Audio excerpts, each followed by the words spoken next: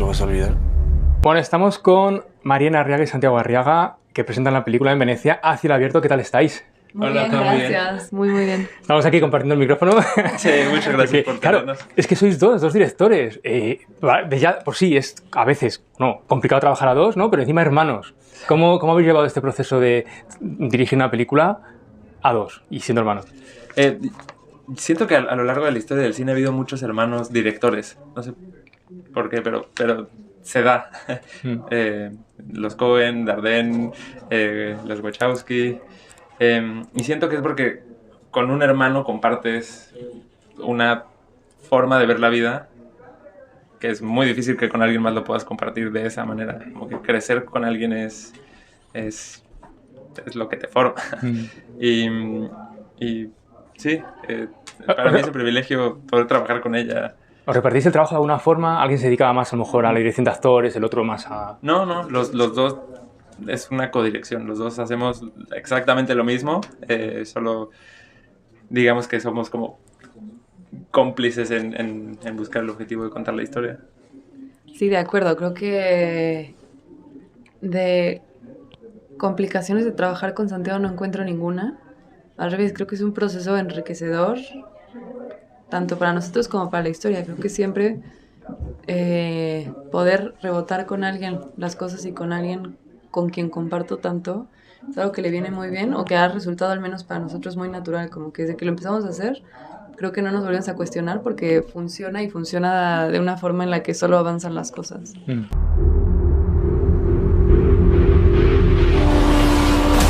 ¿Y cómo recibiste la noticia de...? Bueno, es para confirmar vuestra primera película. Sí, ópera prima. ¿Y venís a Venecia? Sí. ¿Cómo fue la noticia? ¿Dónde os pilló? ¿Dónde estabais?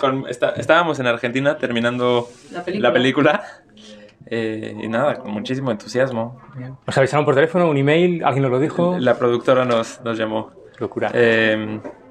Pero no, muy entusiasmados. Y hablando de hermanos, también en la película, bueno, hay una relación muy fuerte entre hermanos y una hermanastra, ¿Sí? Muy fuerte. Y la idea, bueno, la podemos explicar un poquito rápidamente, pues un chico que va con su padre tiene un accidente y 2 años después pues intentan encontrar al camionero, ya no contamos más. ¿Sí? ¿De dónde surgió esta idea? ¿Fue basada en algún hecho real? Sí, la escribió nuestro padre Guillermo, que está acá atrásito, hace 30 años. Él es escritor y tuvo un accidente cuando tenía 27 años. Se volteó en un barranco y a raíz de este accidente le empezaron a despertar muchas preguntas. Como, no sé, todo debe de ser un impacto traumático. Y cuando escribió esta historia en particular, nosotros estábamos muy chiquitos. Teníamos como 5 o 6 años. Y él se preguntó qué pasa si yo me muero en un accidente y qué harían mis hijos si yo no estoy o cómo podrían seguir ellos sin mí. Entonces creo que esas preguntas fueron las que él se hizo al momento de escribir la historia.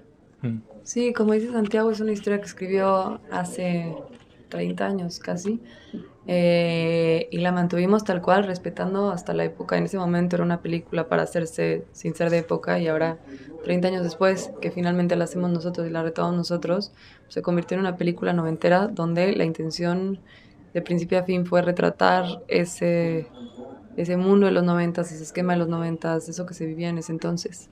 De hecho, es una de las preguntas que tenía aquí apuntada. ¿Por qué en los años 90? Bueno, veo que es un poco porque es un poco cuando se escribió la historia, pero igual pensáis que el hecho de que haya bastantes películas de los 90, de los 80, ayuda al guión porque no existen móviles, no existe Google para encontrar al padre o al asesino del padre, pues ahora básicamente lo metes en Google y ya. Antes era más complicado y le dan más juego a las películas, que quizás es un plus hacer las películas como si fueran en los 90. Sí, en este caso no fue por un motivo de que funcionara mejor siendo en los 90, sino que se escribió en los 90 y nuestra única intención fue ser lo más fieles a esa historia que estaba escrita en ese momento. Sí, y también es un México que a mí me gustaba mucho, el México de los 90s. No sé, hasta creo que recurrimos a ese lugar un poco desde la nostalgia de lo que fue crecer en ese México. Y el mensaje de la película, hay varios, pero ¿hay algún mensaje más potente que otros que queráis destacar? Pues creo que nosotros al contar una historia, queremos contar la historia, no tanto dar un mensaje.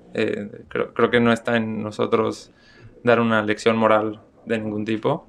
Queremos contar una historia y la historia se va desenvolviendo sola. Así como esta historia termina de esa manera, pudo haber terminado de muchas otras, ¿no? Esta fue la historia que a nosotros nos llamó a contar y pues, Sí, yo no diría que hay un mensaje, yo creo que más bien nosotros nos entregamos a acompañar a estos tres personajes en esta búsqueda o en este intento de aprender a vivir con un duelo y de atravesar un dolor tremendo. Pues nos metimos con ellos y bueno, es lo que estaba escrito, pero creo que es algo que resonaba mucho en nosotros. Y Guillermo cuando escribe no sabe qué escribe. O sea, él va descubriendo la historia conforme la va escribiendo. Entonces no creo que tenga un plan de cómo va, hacia dónde va la historia, sino que yo más bien creo que él también lo va descubriendo conforme va escribiendo.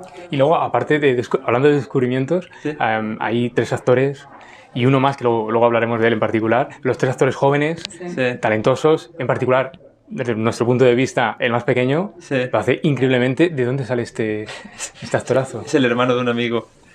¿Y era actor antes o...? No. Tenía 12 años cuando empezamos a... Lo conocimos en el cumpleaños de este amigo. Fuimos y llegó con sus papás y nosotros ya estábamos pensando en la película y Mariana me dijo, oye... Échale un ojo, hay que echarle un ojo. Hay que verlo. Sí. Y sí, es... Una intuición desde el minuto 1. Hicimos un casting abierto de 600 personas, vimos... Pero siempre regresábamos a esta intuición de... Mariana me decía, es que velo, y decía, es que está muy chiquito. Y me decía, no, velo. Y le hicimos un casting y a partir de ahí dijimos, no lo saltamos por nada.